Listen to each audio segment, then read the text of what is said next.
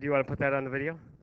All right, today's notes, what the idea is, main idea, is we're going to take the success criteria we've been working with in the gas variables packet that we were doing, and I'm going to try to kind of tie it all together with our main understanding we need to get, the main things, our main takeaways.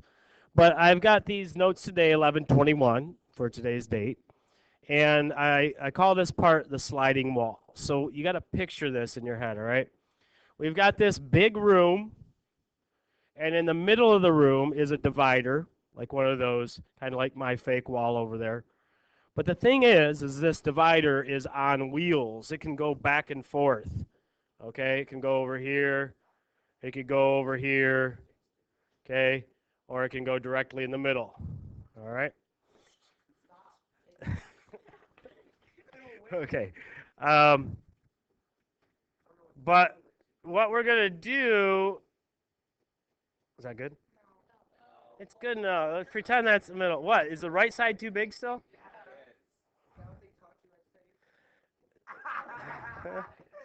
The left side seems bigger now. Okay, so that wall, picture it being like frictionless. It can just go back and forth really easy. Okay.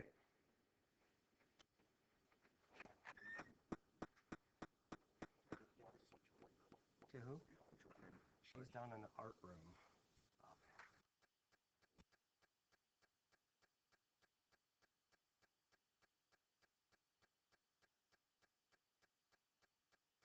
Okay, so I'm going to start off by putting a few particles in each side. And by the way, assume this room, there's like a hallway outside, everything out around it.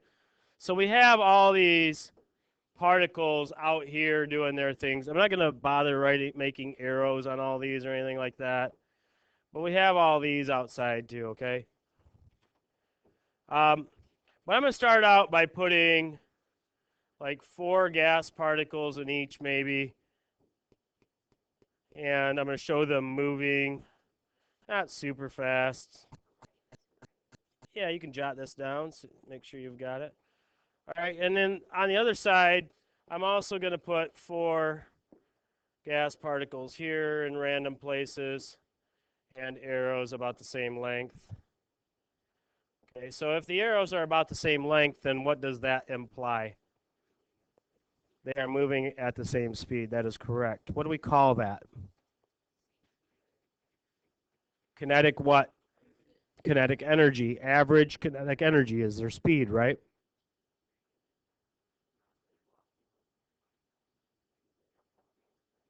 Particle velocity. Not bad.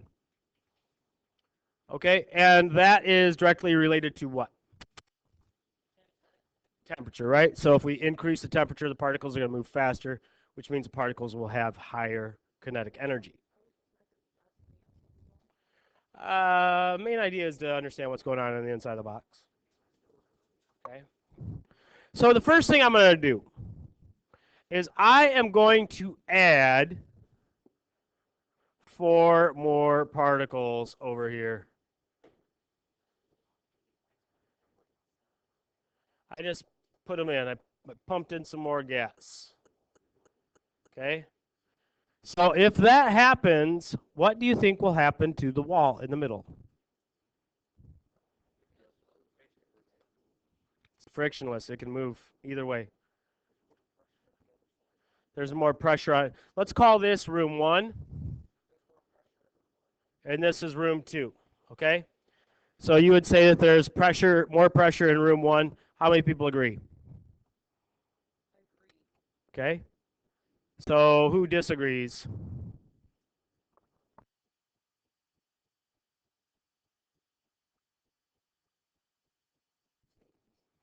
So we said that the pressure in room 1 is going to be higher than that of room 2.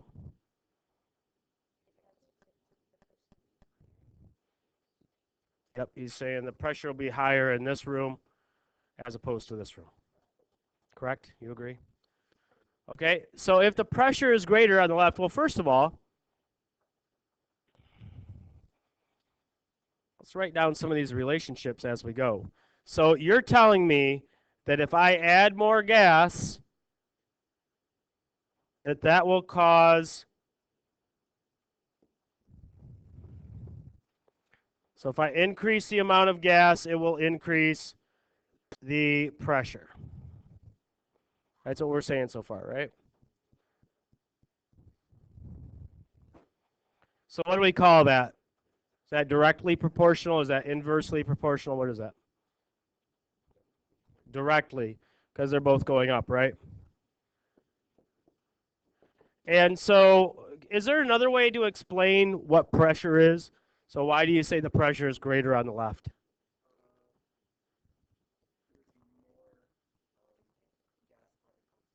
There are more gas particles.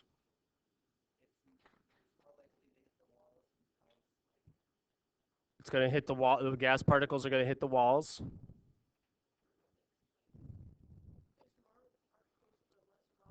There's more particles. There's less volume. There's less space. So the size of the room went down. The amount of space between particles did go down. That's true. So what's gonna happen?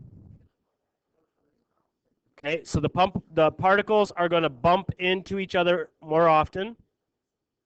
What about the walls of that side of in room 1? It's going to move more to the right. Okay, so the particles are bumping off of each other. Anything else you can say about collisions? Anything else you can say about the collisions? How often do you think the particles on the left are going to hit the middle divider compared to the particles on the right? They're going to be hitting them more often, right? So every time they hit that middle divider, what would be happening is they would hit it. Oops. They would hit it and bump it that way a little. And then the other side would hit it. And then they'd hit it. They'd hit it some more because they're more frequently hitting it, right? And then this side would hit it, and then this would hit it. But it would probably move this way some, wouldn't it? So we can kind of do another relationship there. But before I do that, let's talk about, well, let's just say it. So we can say that if I increase the amount of gas, what happens to the volume? Okay, so if I increase the amount of gas, what happens to the volume? The volume increases. So that would be another direct proportion, right? So N directly proportional to V. What kind of container do you think this would be like? A non-flexible or a flexible? How many people say non-flexible? Raise your hands. Okay, why do you say non-flexible? It's concrete. What's concrete? The walls. Which walls? All the walls in the picture in the diagram? The moving wall? There's a moving wall? What do you think flexible container would be, or sorry, flexible or non-flexible if I'm talking about just room 1? What's true about a flexible container? It can expand. Can room 1 expand? It just did, didn't it? What happened to room number 2? It got smaller. Okay? So, how far is the wall going to go to the right? When is it going to stop moving to the right? When what's equal? The pressures are equal. So this will move and it'll stop when pressure in room 1 is equal to pressure in room 2. Would you guys agree? How can we explain that though? How do the pressures equal out? Like we had more pressure over here. We had more pressure on the left over inside 1. There was more pressure. We determined that. So how did they all of a sudden equal? What made them equal? Nick?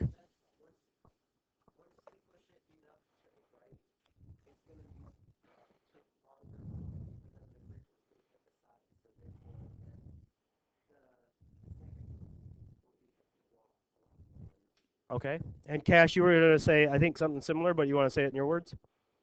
What were you going to say?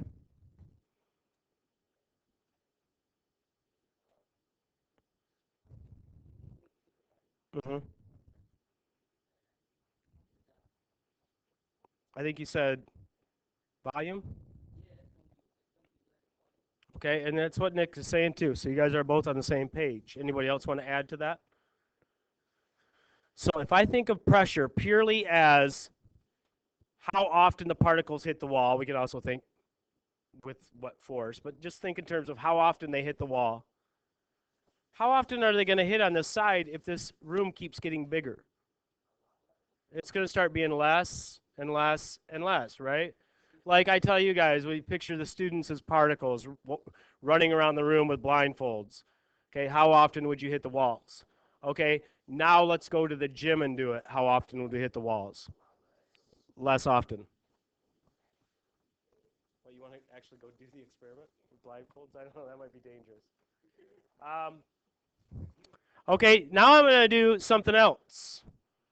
All right, now I'm going to take room 2 and I am going to turn up the thermostat really, really high. If I turn up the thermostat really, really high, what's going to happen to these particles in room 2?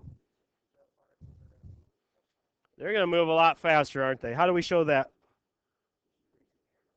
Okay, and I want it to be a big difference too. So I'm really increasing this temperature. So we're talking like, woo, arrows like that. Okay? So now what do you think will happen to the number of times, the frequency, if you will, that particles hit the middle wall? Okay? It's going to increase on which side? On the right side.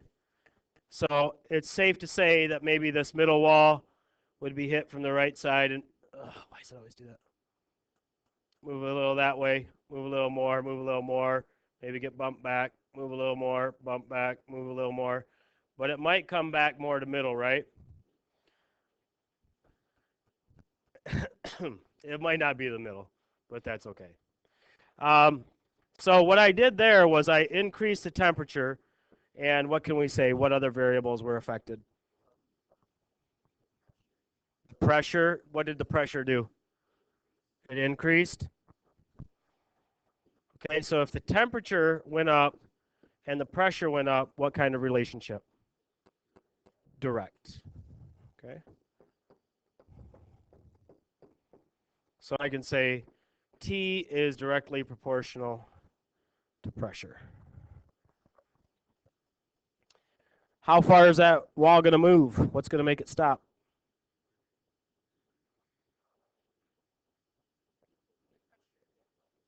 When the pressure equals out. Yep.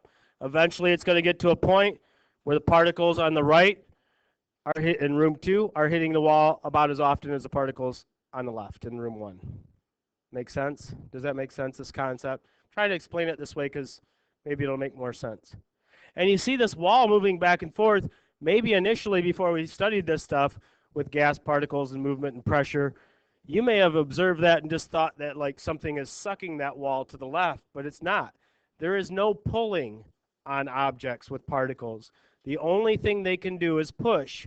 So if you think about some of those demos we looked at, which I do want to model probably tomorrow, the bag sucking in on the people, the garbage bag, okay?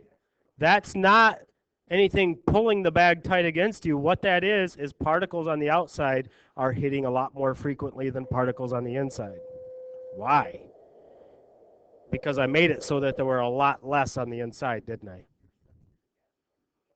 That's right. I was removing gas particles from the inside. If you have a lot less gas particles on the inside, basically I was doing this if I went to the model. Okay?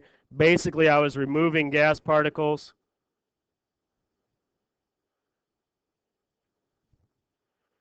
And so what did the bag do?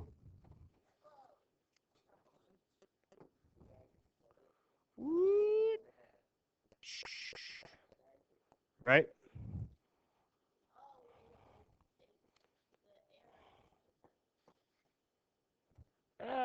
It's squeezing me. But really, it's because of the pressure outside, right? It's not It's not anything to do with anything being pulled against you. It's just that we're making a pressure difference, and it's pushing against you. All right? So what else happened, by the way, with the temperature? What happened to room 2? It got much bigger, didn't it? Okay? It expanded. So we can say there's a relationship between, if I increase the temperature, I can also increase the volume, right? Okay? What else can we say about that? Talking about volume. So as the volume is getting bigger, so as this wall was moving that way, what was happening to the pressure in room 2? It was decreasing? Is that what you said, Kiana? Decreasing? Nice job. Okay. So that means if the volume goes up, the pressure does what? Decreases.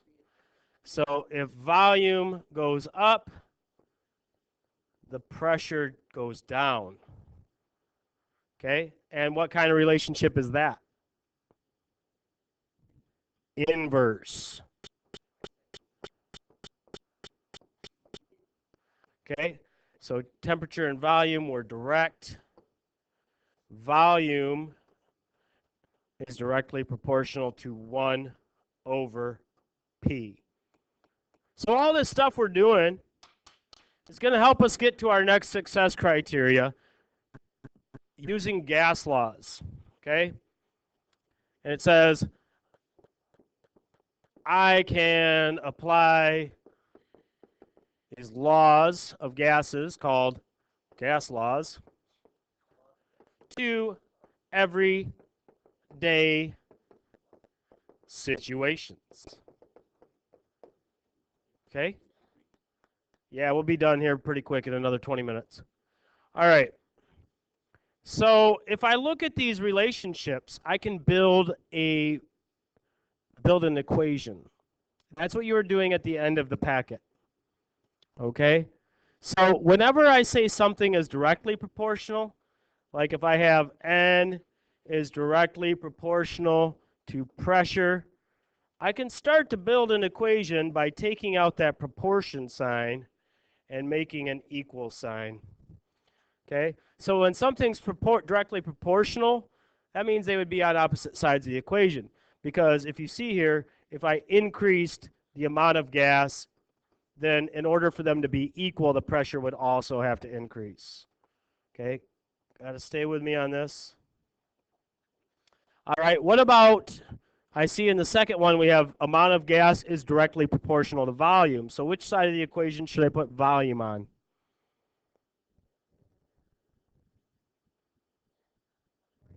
On the right side, why?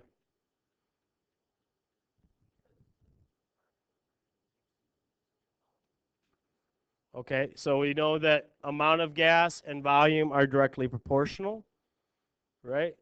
So again, if we substitute with that an equal sign, N and V should be on opposite sides of the equation. Okay? We have temperature and pressure. Are they going to be on the same side of the equation or opposite? Okay? T directly proportional to pressure, they need to be opposite. So I'm going to put, I've got pressure on the right side. I'm going to put T on the left.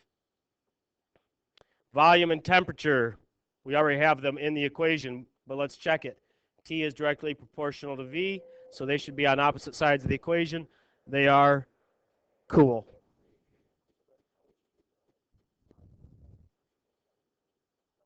Okay, so yeah, we're looking at that now. Volume and pressure. Well, if they're directly proportional, they should be on opposite sides of the equation. If they're inversely proportional, they should be on the same side, right? Are they on the same side? Cool, that works out. So there's your equation. This is actually going to be the ideal gas law.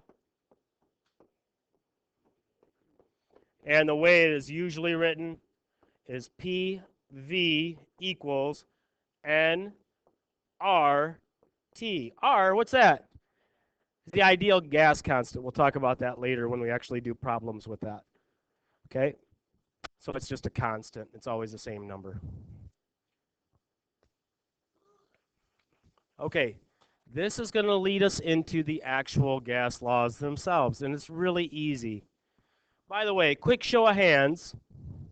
How many people in here struggle with algebra?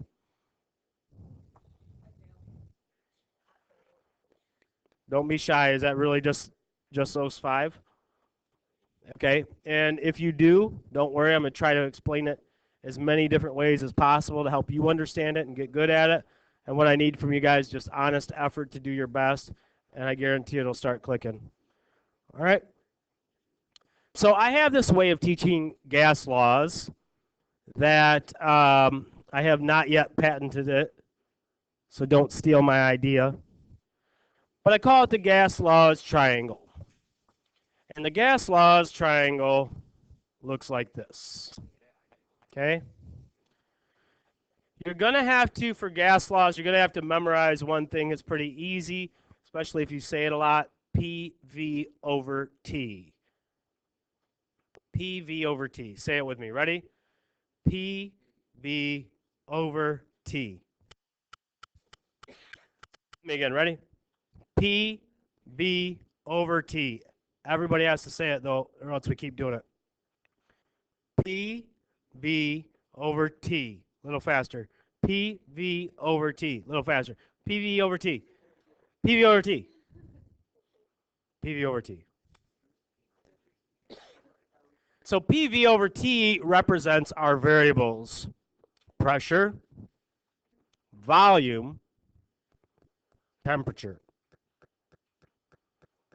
And then what I do is around the outside, starting on the left and working clockwise, I write A, B, C, because these are going to be the first letters of the 3 gas laws that we're going to study.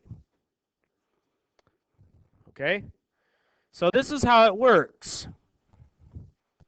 This first one, A, which you may have saw that on the worksheet, is called Amonton's law. It used to be called, there's some debate about who actually is responsible for this relationship, but it used to be called Gay-Lussac's law. Sometimes, so you might see that too, same law. Okay? Now, here's how this works. Look at where the A is on the triangle. What variable is farthest from it? V. That means when we deal with this law, we can ignore volume because volume is constant. Okay? So volume is constant. So what does that mean in terms of the container? Non-flexible or flexible? This is a non-flexible container, isn't it? Something like maybe your propane tank at home for the grill. Which I need to get mine refilled. I love to grill.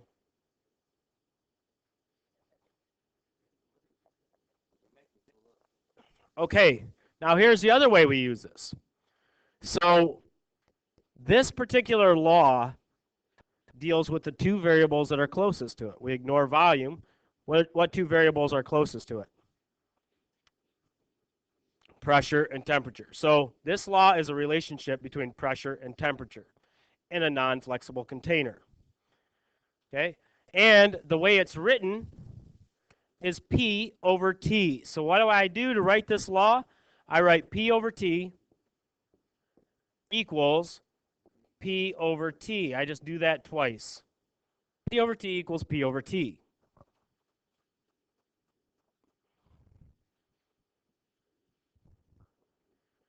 And what I'm going to do next is I'm going to take the variables on the left side and I'm going to put little 1s on them. Okay? So P1 and T1. What this stands for, what it represents, is the initial conditions.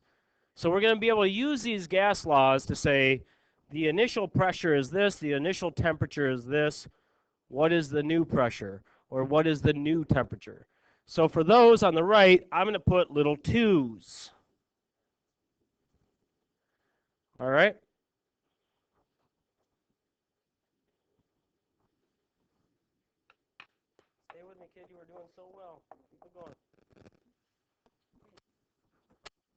Okay, so what this means is the initial pressure divided by the initial temperature is equal to the new pressure divided by the new temperature. So maybe I had the readings on a gas. I knew how much pressure there was, I knew the temperature, and then I increased the temperature a certain amount.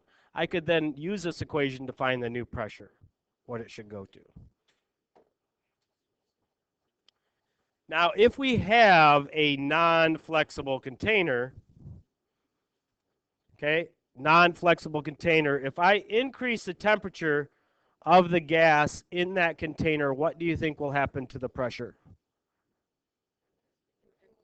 If I heat the gas in a non-flexible container, I increase the temperature, what would happen to the pressure of the gas? The pressure would go up. Okay, you guys all agree? So if I increase temperature, then the pressure would go up. So this shows a direct relationship, this law, between temperature and pressure.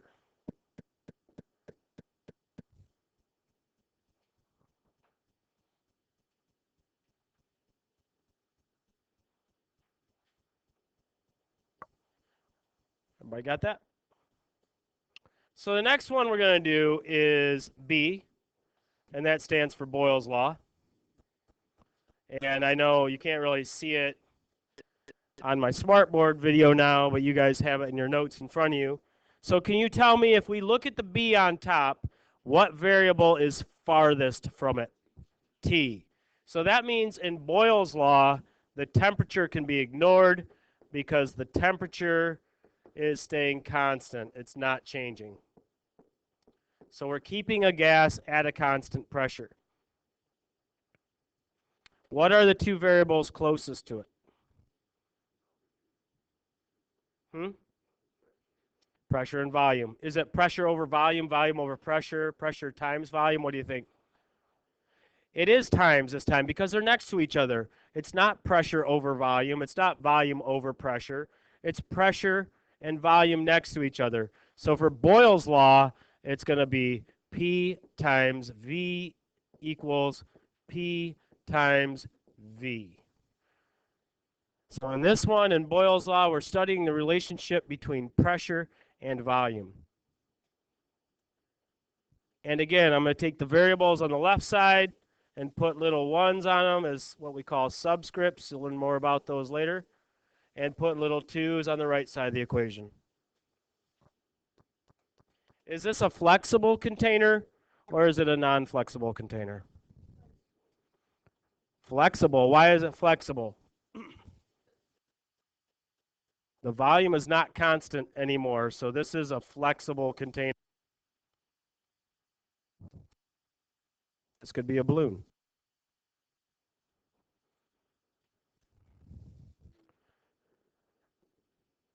So now, if we think about it, if I take a gas, takes up this much space, like a pretty big space, and I take that gas and I squeeze it down into this much space, much smaller space, for those of you watching the video, what do you think the pressure would do?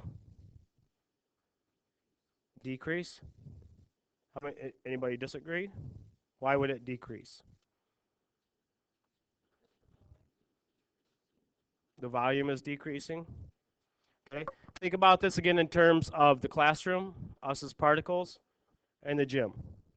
So we're out in the gym, blindfolds out, on, running around. How often are we going to hit the walls there? Probably not that much, right? Now we come back in the classroom and do it. Much smaller volume, right? How often are we going to hit the walls now? A lot more. So what does that say about the pressure? Pressure would go up, right? So if we have a much smaller space to move around, there's going to be more collisions, right? If there's going to be more collisions between particles, there's going to be more collisions with the walls of the container. So if we actually decrease the volume, the pressure will go up. So what does that mean this relationship is? This is an inverse relationship with Boyle's law, right?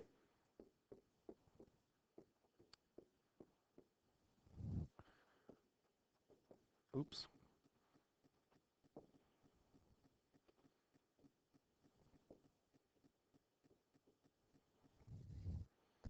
inverse relationship here. So with Boyle's law, it's saying if you decrease the volume, the pressure is going to go up. If you increase the volume, the pressure will go down. We saw that with the sliding wall. So the pressure was higher on one side, the wall started moving away from that side, and it kept moving until the pressures were equal. So as the wall was moving away, the pressure was decreasing, right?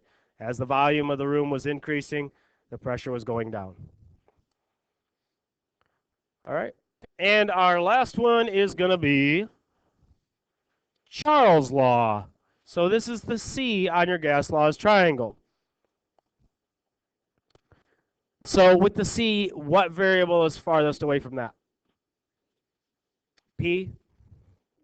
So we can ignore pressure because in this case, pressure is constant. Do you think flexible or non-flexible container for this one? Flexible again, right?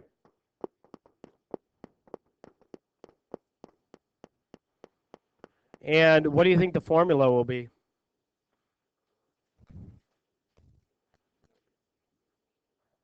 Yep, V over T. And I'll do that twice.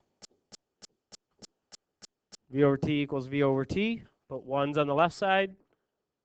Initial volume, initial temperature. Put 2's on the right side. New volume, new temperature.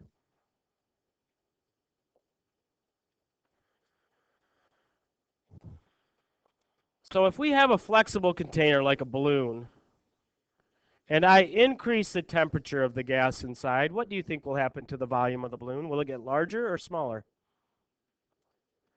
Does everybody agree on larger? Does anybody think smaller?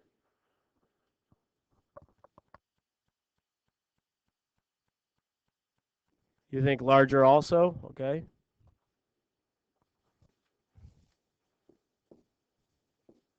So what kind of proportion is that?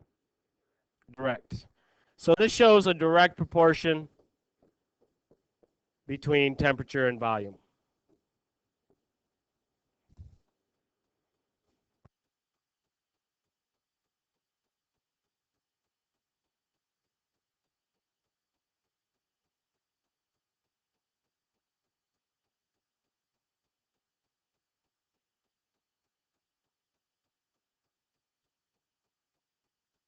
Just wanted to show you one example of how these are actually done with the math. Okay? So I've got a sample problem here, and I want you to write this down in your notes too, so you can see it. And it says, a balloon inflated in a room at 24 degrees Celsius has a volume of 4 liters. The balloon is then heated to a temperature of 58 degrees Celsius. What is the new volume if the pressure remains constant? Okay, so first of all, pressure constant, and you said that would be Charles' law? Anybody disagree on that? Anybody say, no, it's not, it's Boyle's, or it's Amundsen's?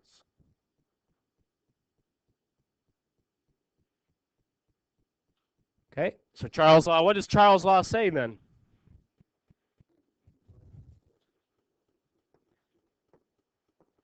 So it says that the initial volume over the initial temperature is equal to the new volume over the new temperature.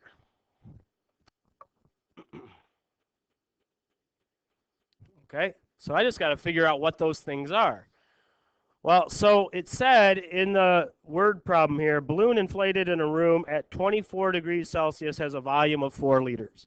So it's telling me this balloon has a volume of 4 liters at 24 degrees Celsius. So that's going to be my initial conditions. So my T1 is going to be 24 degrees Celsius. And my V1 is going to be 4 liters. And I know that I'm going to have to find T2 and V2. It says the balloon is then heated to a temperature of 58 degrees Celsius. So my new temperature is going to be 58 degrees Celsius. And then it says What is the new volume? So V2, do you guys like donuts? Because we don't know what it is. So I'm going to put a question mark there. We want to try to figure out what that is. You guys remember the conversation we had about the Kelvin scale? Okay, the Kelvin scale is based on the idea is that we relate temperature directly to the kinetic energy, the motion of the particles. So if the particles are moving really fast, we get a certain Kelvin temperature, and if they're moving really slow, they would have a lower Kelvin temperature. But the idea is if we went to the lowest possible temperature, if that's related to motion, then the lowest possible temperature should be where the particles theoretically slow down so much that they then stop moving. So that would be the lowest possible temperature. That's negative 273 degrees, negative 273.15. But we called that absolute zero, negative 273 degrees Celsius. Okay? But we make that on the Kelvin scale 0 Kelvin. So the lowest possible temperature on the Kelvin scale is 0. There's no negative numbers. That's nice. That'll make it easier to do the math. Okay?